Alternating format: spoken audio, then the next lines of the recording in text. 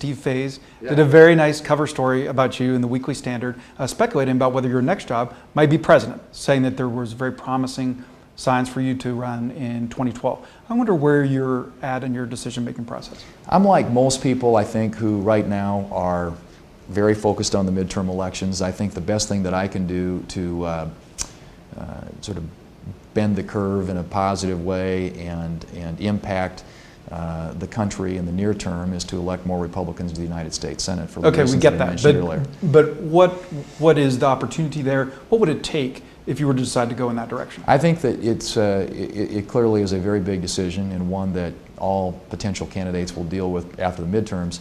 But I think, one, you obviously have to have your family on board. You obviously have to sense. And it sounds like you've cleared that hurdle? Well, I'd be less than honest to say if we haven't talked about it. But my family's always been very supportive. They've always looked at public life as a responsibility, a duty that we all have. My father, who's a World War II veteran, instilled that in me. My wife is very committed to what we do, recognizes that public service is something that you do for your country.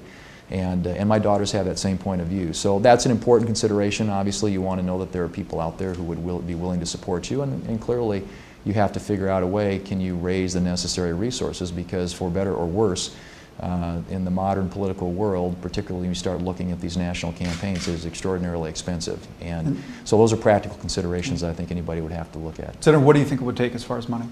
Well, I think that people tell me that at least in those early states to get through it takes a minimum of $30 to $35 million. Now, perhaps you could do it for less than that if you ran a really bare bones, lean, efficient campaign. But I think it's, in any case, it's a lot more money than anything I've ever contemplated, and certainly something that, with the exception of a few people who might have resources of their own, I think any candidate would have to contend with if they were serious about that job. Now, Senator, in that Weekly Standard article, your boss, the Senate Republican leader Mitch McConnell, said you would be a great candidate. He said that he hopes you do it. And the article pointed out that Iowa is kind of in your neighborhood. Like, does that help in a practical sense? Well, I think that being next door to Iowa and having them exercising their voice first, or expressing their voice first in this process, clearly would be an advantage for somebody from the region.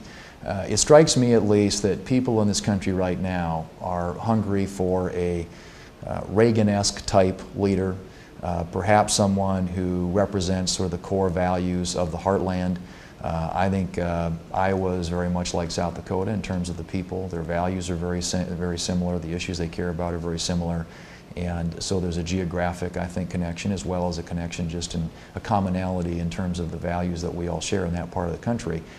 So clearly that would represent, I suppose, I don't know if it's necessarily an advantage, but I would like to think of it as something that would provide an opportunity, if that were something I decided to do, to get over there and to make my case. And Senator, as the last question, when do you expect you'll say more about that or reach more of a firm decision? I think you probably look at that first of the year, sometime after that time frame. There will be a big rush after these midterm elections for people to fill the vacuum. There'll be a lot of candidates that are out there announcing their teams and whatnot.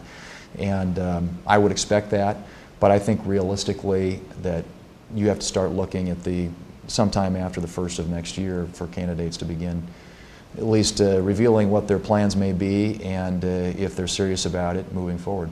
Senator, does it seem fun or does it seem daunting? Or?